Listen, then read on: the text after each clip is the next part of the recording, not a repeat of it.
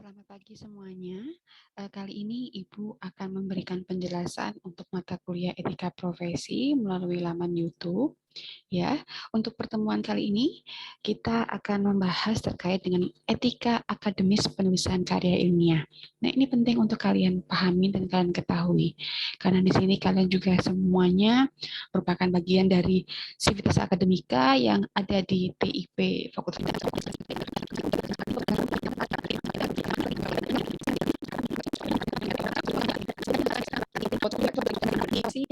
kalian mungkin bisa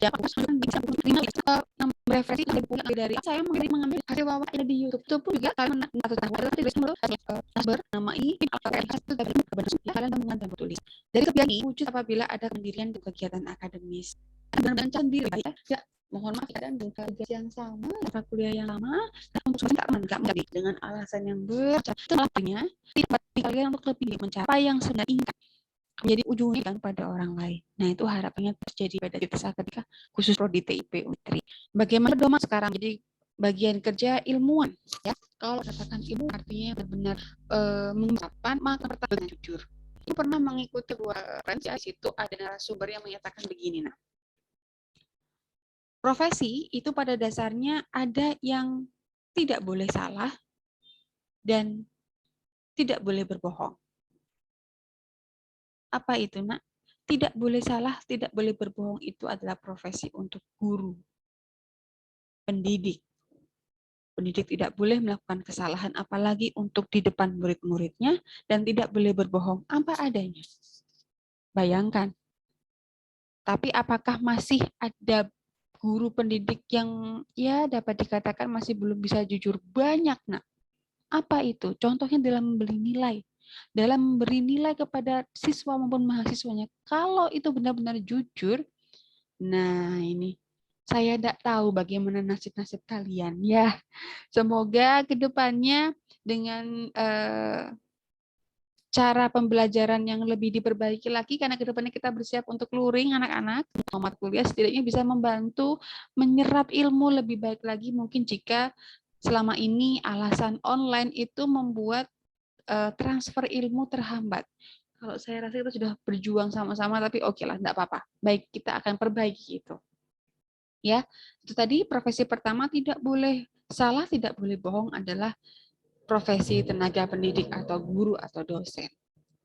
Ada lagi profesi yang boleh berbohong, tapi tidak boleh salah. Contohnya adalah sebagai dokter. Dokter itu bisa mengatakan pada pasiennya, dok gimana saya, dok gimana keluarga saya. Oh nggak apa-apa bu, ibu tenang saja.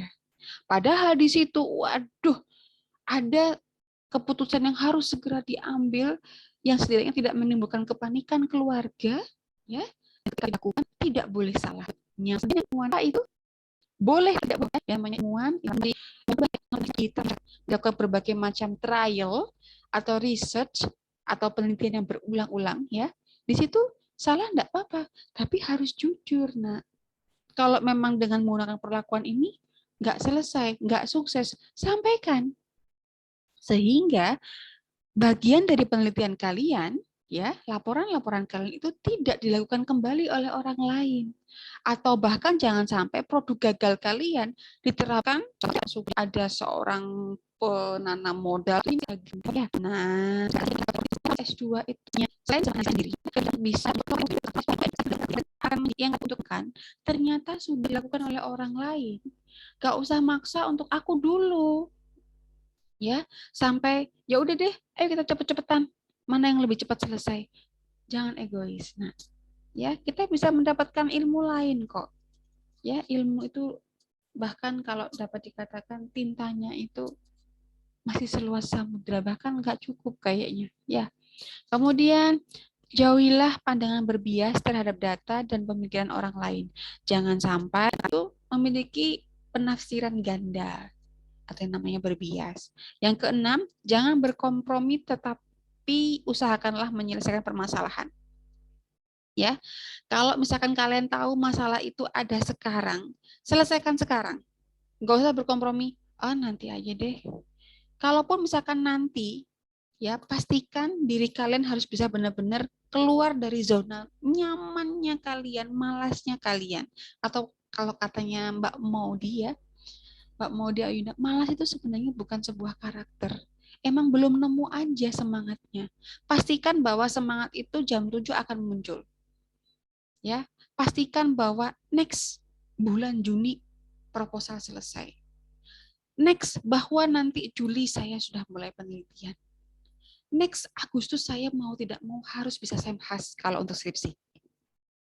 Jadi jangan pernah berkompromi nanti aja deh.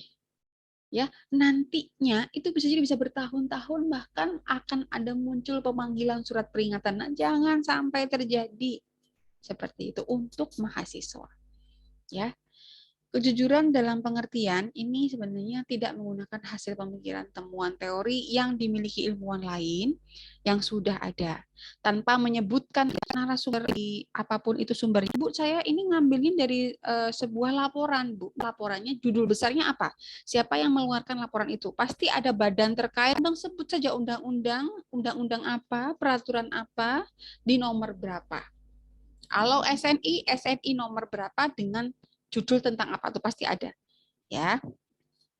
Kriteria tulisan ilmiah sekarang. Nah, ini juga yang menjadi dasar kalian untuk menyelesaikan tugas apapun yang berhubungan dengan tulisan ilmiah.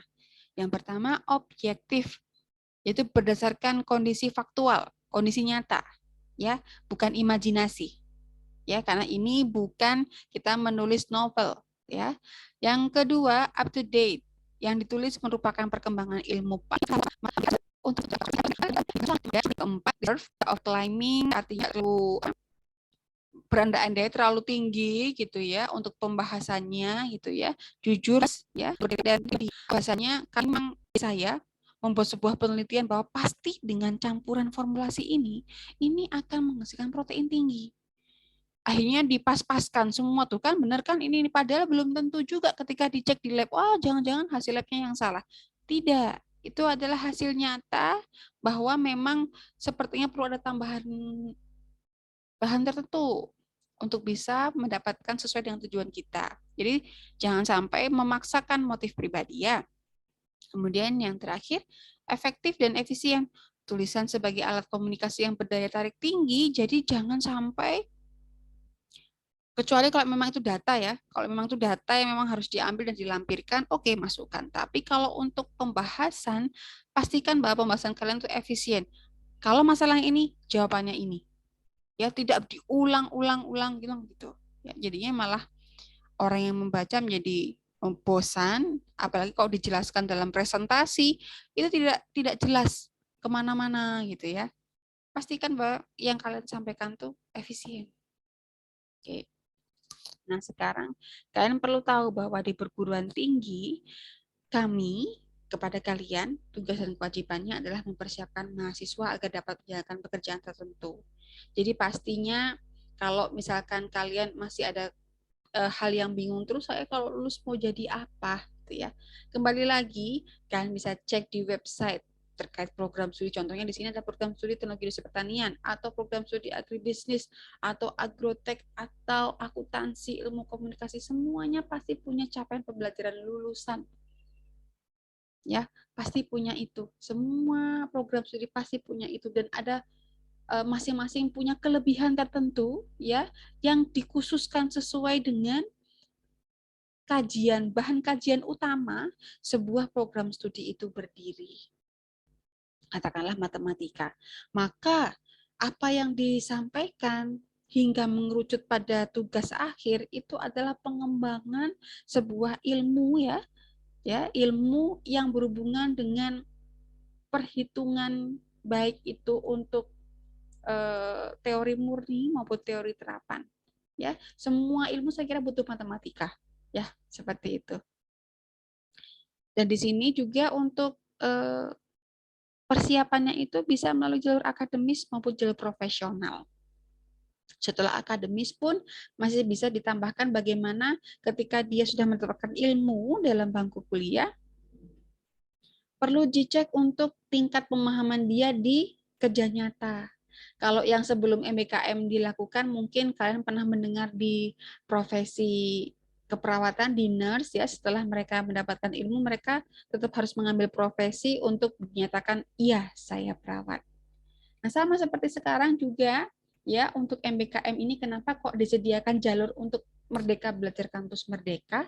Memang diharapkan kalian juga bisa menunjukkan bukti kalian setelah selama 4 tahun atau selama 5 semester mendapatkan informasi untuk kompetensi inti di program studi itu ternyata bisa loh ditaruh di sebuah perusahaan yang memiliki proyek tertentu dan bisa menyelesaikannya walaupun dengan hasil yang mungkin tidak sesuai dengan tujuan awal ya.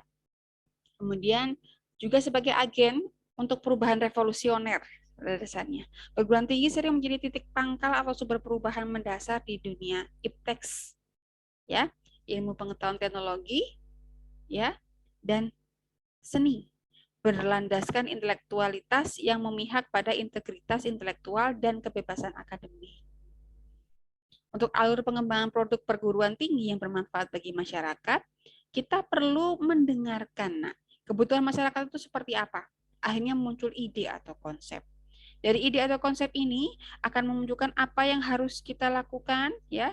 Kemudian dari apa yang kita lakukan ini muncul beberapa timeline berupa kegiatan penelitian yang pasti akan menghasilkan apapun itu.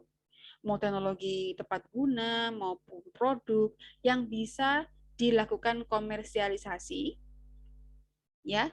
Kalau udah dikomersialisasi berarti produk itu bisa dimanfaatkan, ya, bisa berguna untuk bisa menyelesaikan masalah, memenuhi kebutuhan, meningkatkan sistem produksi, meningkatkan taraf hidup dan mengoptimalkan biaya produksi. Dan tentunya pada saat menghasilkan produk yang berguna ini tidak melanggar etika akademis.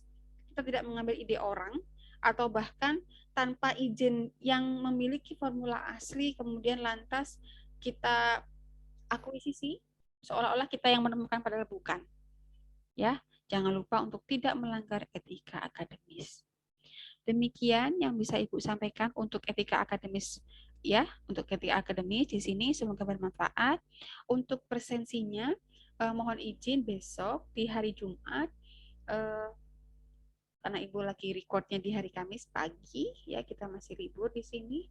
Untuk Aldo bisa mengambil presensinya di akademik ya, untuk kemudian kalian masuk di kelas, kalian tanda tangan, Aldo tunggu sampai 15 menit, kemudian bisa dikumpulkan kembali ke akademik kembali untuk presensinya dan juga kunci ruangannya. Demikian, terima kasih Ibu sampaikan kepada kalian semua, semoga sehat selalu. Sampai jumpa.